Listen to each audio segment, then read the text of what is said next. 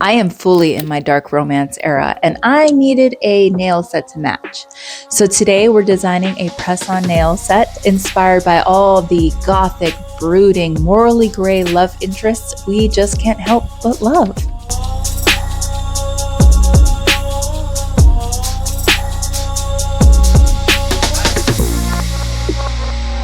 Hi, welcome back or welcome if you're new. I'm Melissa and here I like to share my journey as an artist. So I have been very much into dark romance novels for probably like over a year now. And I've been having the craving to create some kind of art inspired by the romance novels that I have read and adored and loved and can't stop thinking about.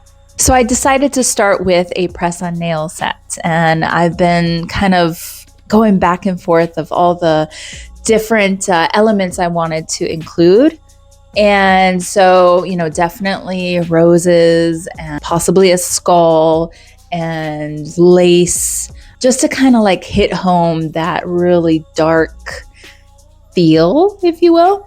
But as I started like thinking about creating this nail set, I started thinking of what is the psychology to being attracted to the dark, the dark and mysterious? Because I have found within myself that I not only love dark romance novels, but I love horror films and I love listening to scary stories and investigating the paranormal or the supernatural or just this unknown world, and so I went down this rabbit hole of reading all of these things of like, why are we attracted to the bad boy? Why are we attracted to the dark and mysterious? And one of the things that really resonated with me was human beings are just very curious creatures. And so death and mystery is the unknown.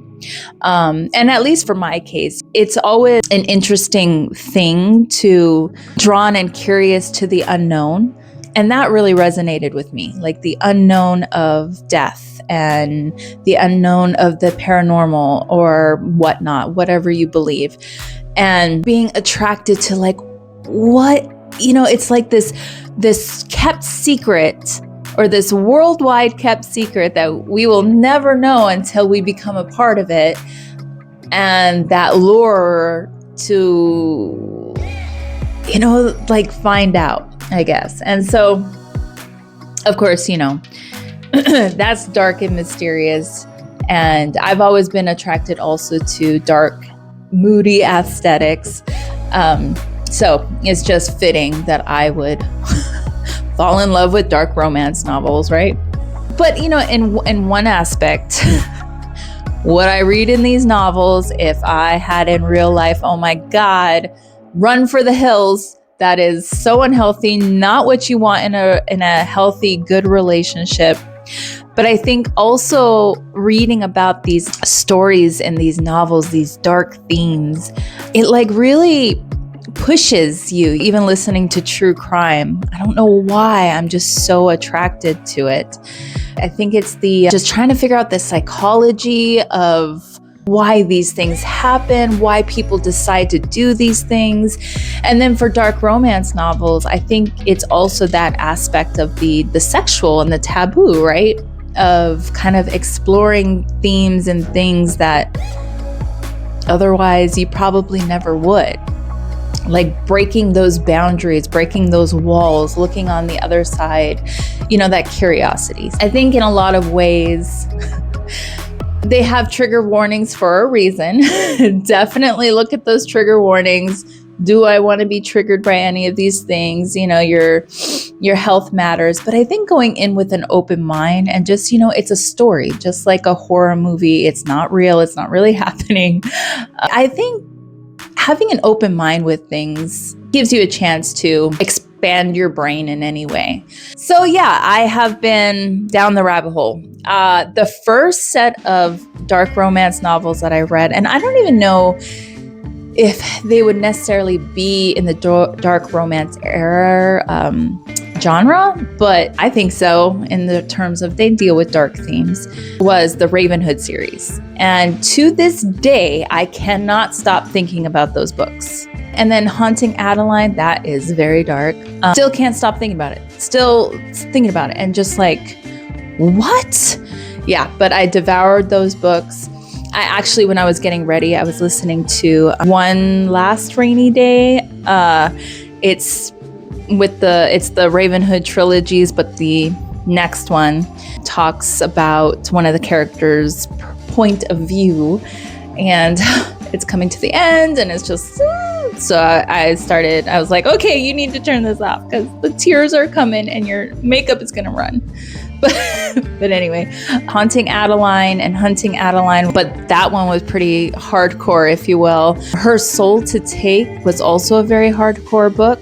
And then I discovered J.T. Geisinger. Oh my gosh. And the Queens and Monsters series, if you have not read those, oh my gosh. I just love them. I did read them out of order though. So if you want to read them, start with Beautifully Cruel Paradise, and then the Queens and Monsters 4. The same characters are throughout all 6 books. So, and then, I love J.T. Geisinger, and I also love H.D. Carlton. So I then read Does It Hurt by H.D. Carlton, and then J.T. Geisinger, I read Pen Pal, and oh my God, what was the other one? It was something about strangers. I loved both of those books. I really liked Pen Pal. If you've read it, I guess you could probably guess why I really liked that one.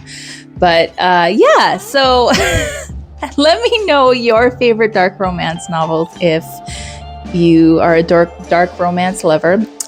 Because yeah, I could use recommendations. My TBR list is always growing, but I'm okay. I'm on board with it. I love to read. And I also love to read thrillers and psychological thrillers and mystery and stuff too. So comments, recommendations, yes, please. But yeah, I just find it all just so fascinating. So I wanted to take it all, like basically the covers of dark romance novels, take all of that inspiration and take it to a set of nails. So let's go and paint a set.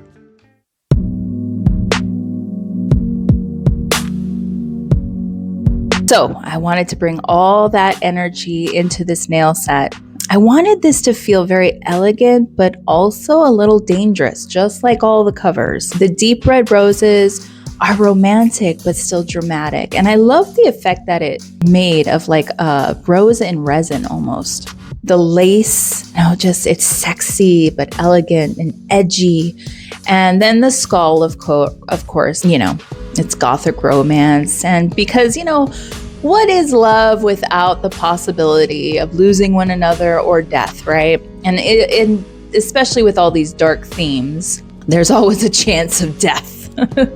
So I wanted it to like have that vibe of like dark, edgy, but beautiful and elegant, and just, but it all flows together. So I tried to think compositionally, is that a word, of how to go about that. So I knew I wanted to have these elements. And so then it was just kind of figuring out exactly which nails I wanted to put each of these elements on, and then how to tie all of it back together. This effect with the roses, oh my God, it's such a wonderful, beautiful technique that I came across. You use the blooming gel with the white gel paint or polish, cure that, and then you go over with, more defined lines for the white gel paint. And then you put this beautiful sheer red jelly color over it, and it just makes the rose pop with such a depth. It's beautiful. I just absolutely love it.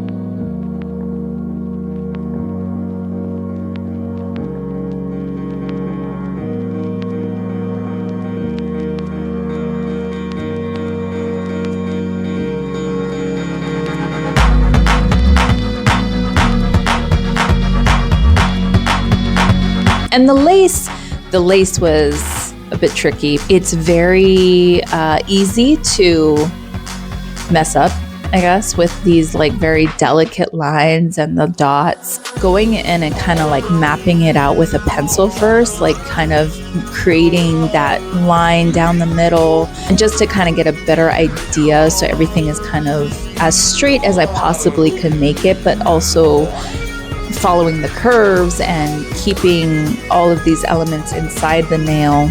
But I just love how it turned out. It was tricky, but it was worth it.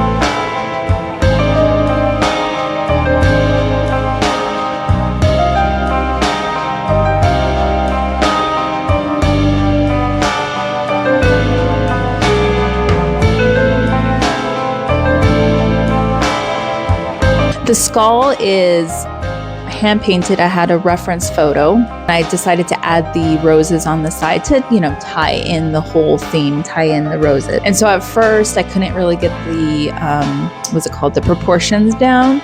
But then finally it clicked, and then I love the part of adding the detail to it. So it all just worked out perfectly.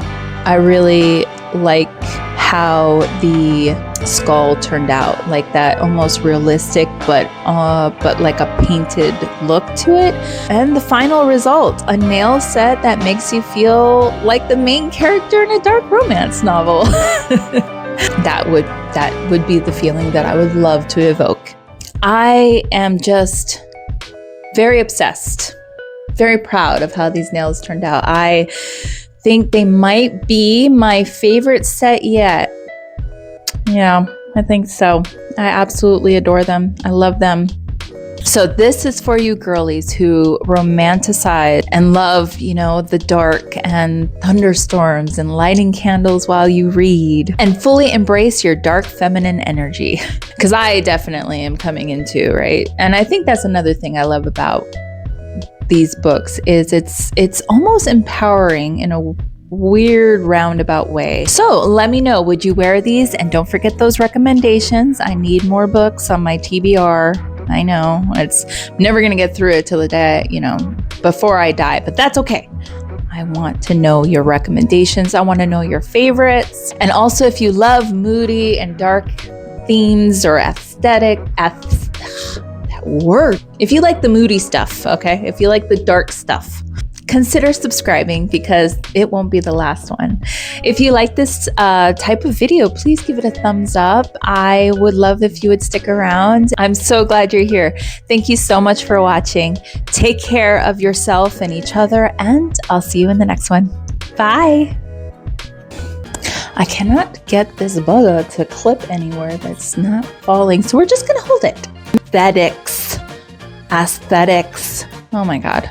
With this cold, I'm feeling very Phoebe vibes. Smelly cat, smelly cat. Are you a Friends fan? Me too.